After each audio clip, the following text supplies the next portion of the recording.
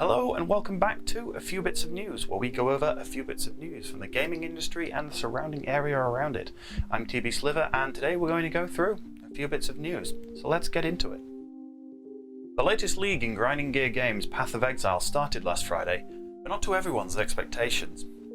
When players began queuing to enter the game as normal, they were noticing that the queue was going down rather slower than usual. They realised something was going wrong. If this didn't frustrate the competitive side of the player base, the whole player base was about to be in uproar. For some reason, streamers were already playing the league without issue, with some even doing paid promotions at the time. This was quickly discovered why when PR reps for Grinding Gear Games were dropping into streamers' channels, telling them to drop from the active queue and re-log in, allowing them instant access to the game while the general player base still had to wait. The situation quickly turned toxic, with chatters descending on these channels, attacking the streamers with copy-paste spam and claiming streamer privilege. A few of the prominent streamers of the game realised what was happening when they logged in straight away, so they immediately logged out of the game and sat, waiting at the logging screen, refusing to play until their privilege was removed. Later in the day, Chris Wilson, lead of Grinding Gear Games, came to Reddit to explain what had happened.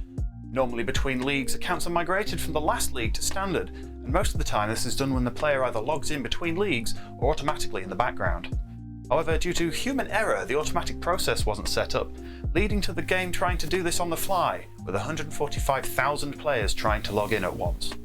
To further complicate matters, after an hour of this, the team attempted to fast-track the queues by removing the migration process completely, which meant that any characters from the previous league did not get migrated to standard, which then led to the Realm servers freaking out over the conflict and dumping the player base out of the game as a result, roughly every 10 minutes for the rest of the day. This continued until hard downtime that happened soon after this post was made. While the constant kicks were happening, there were also claims of people using the server issues to dupe items within the guild stash, or items were getting destroyed completely. Chris stated in the post that as players couldn't control when the server disconnects were happening, this was unlikely, but would keep an eye on it. A few days later, the team declared an exploit did happen, banning roughly 20 players from the remainder of the league, one being a streamer they had paid for their PR time. To close out the Reddit post, Chris addressed the bigger issue, the streamers. Chris explained that having only recently started using paid streamer content and it being successful at the start of the last league, they would do this again. This involves, of course, setting up a time slot with the streamer and paying them for their time. However, as this was just having the streamer be paid to sit in the queue for 2 hours, this was basically setting a big pile of money on fire, so queue skipping was activated for them. The team made the hasty decision to allow streamers not involved in the campaign to queue skip as well, so they weren't on the back foot as well with their own content, and allowing their viewers entertainment while they waited in the queue. Chris stated most of the streamers involved didn't ask to be prioritised and shouldn't be blamed for what happened. Chris finally stated this was a mistake, in the end causing offence to the players by making them wait to play the game when others were skipping the queue and playing the game with complete freedom instead.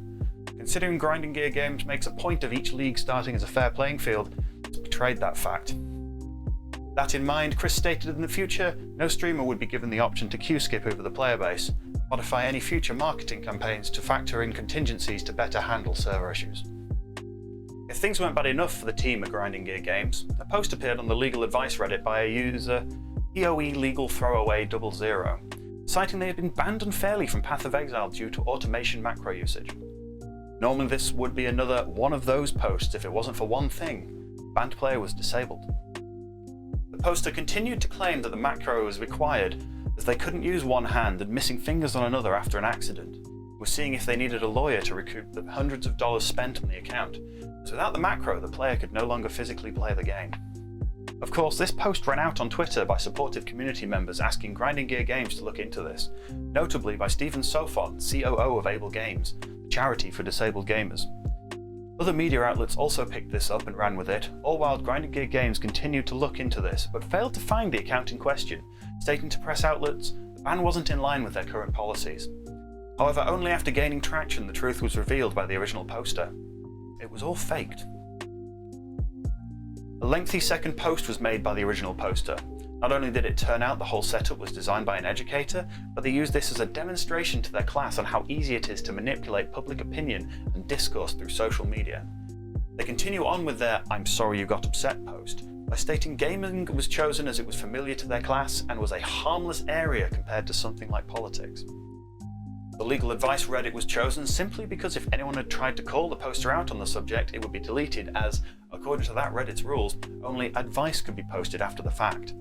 Finally, Path of Exile was chosen. It was a niche game, so they felt the impact would be limited, which then they felt the need to specify how easy it is to sound like an expert of the game without even playing it. They end the post by saying, if you were fooled by this or felt any emotion such as outrage, etc., don't feel bad. Needless to say, no one was happy over this, not more so than Kremlik, being a disabled gamer himself and a fan of Path of Exile, who certainly felt outrage finding hardware to suit his needs is not easy nor cheap, and with the continued war of the simplistic quality of life features and software needed for disabled gamers, including macro usage, he's not alone in this sentiment. After the fact, Steven tweeted out again, "There was a line that trolls wouldn't cross. Pretending to be disabled and asking a game for help was off limits.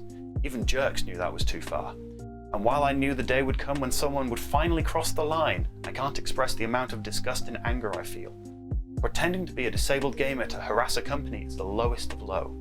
People are already skeptical of people claiming to be disabled. So, congratulations, troll, you did it. You made the world a harder place for legitimately disabled people to get the attention of devs. GG." To close out, the original posts have all but been deleted, citing, "A hacker got into the account. Based on the above, press F to doubt." John Garvin, writer and creative director of Days Gone, had an interesting reply on David Jaff's YouTube channel.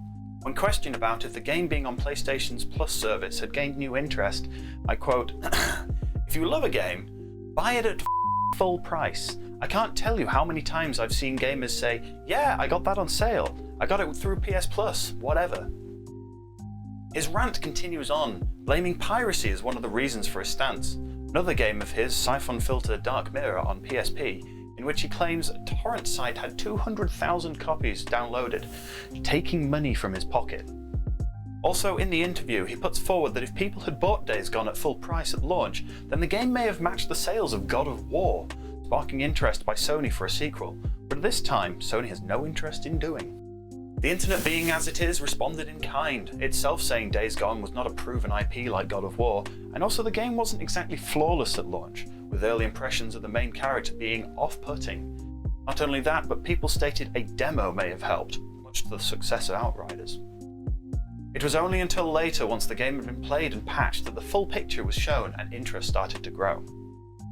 In a rebuttal, people also pointed out that Horizon Zero Dawn also faced similar problems in its launch.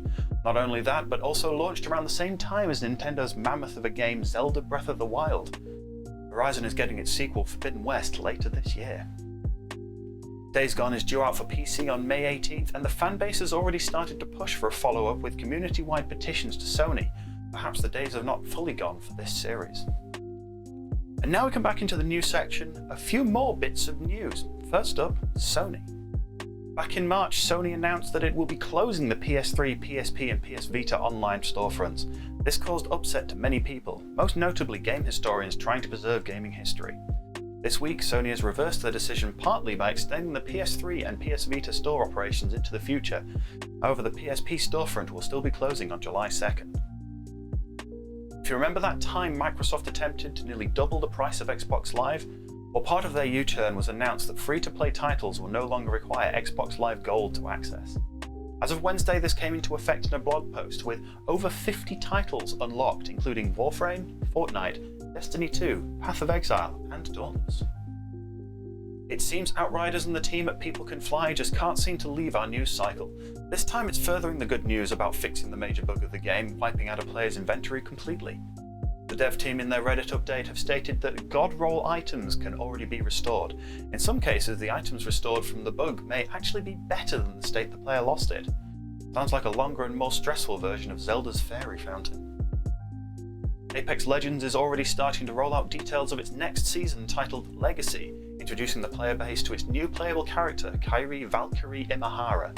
This is an important step as Kiara is actually the daughter of Viper, the antagonist of Titanfall 2, putting Apex Legends and Titanfall stories closer than ever. This season has been teased to have even more Titanfall content than what we currently have been shown, and a new game teased in its launch trailer. The next season is due to start May 4th. Rumour mill had been spinning that Discord was up for sale for a cool $10 billion to Microsoft. Apparently that rang true, if only for a short while, as Discord walked away from the talks without reaching a deal and wanted to keep independent for now. Full details are unknown, but at least gamers can stop worrying if Skype gets put to bed. Some sad news for Blizzard and Overwatch fans. After 19 years, Jeff Kaplan has left Blizzard. Jeff is not only considered one of the final of the old guard of Blizzard, but also the face of Overwatch. Not much else is known other than his farewell post from the company. We wish Jeff well in his future endeavours.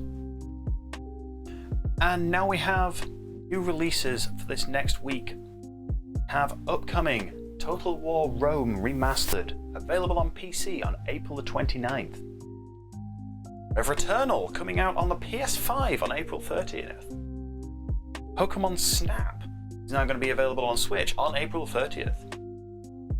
And R-Type Final 2 available on PS4, Xbox and Switch on April 30th. Terminator Resistance Enhanced available on the PS5 also on April 30th. Looks like April 30th is a big day for a lot of gaming. Well, thank you for joining for a few bits of news. I've been TB Sliver. If you've liked this video, please hit like, get subscribed, and we'll see you in the comments. If you wanted to see any of the links to articles that we posted about today, please just check in the description. All the links are there, as well as links to my Twitch page and Patreon and Ko-fi, which will help massively for supporting, or if you want to come and chat to us live, as well as a link to Kremlik's Twitch. He is the co-creator and co-author for this series. So thank you very much everyone for listening, and we will see you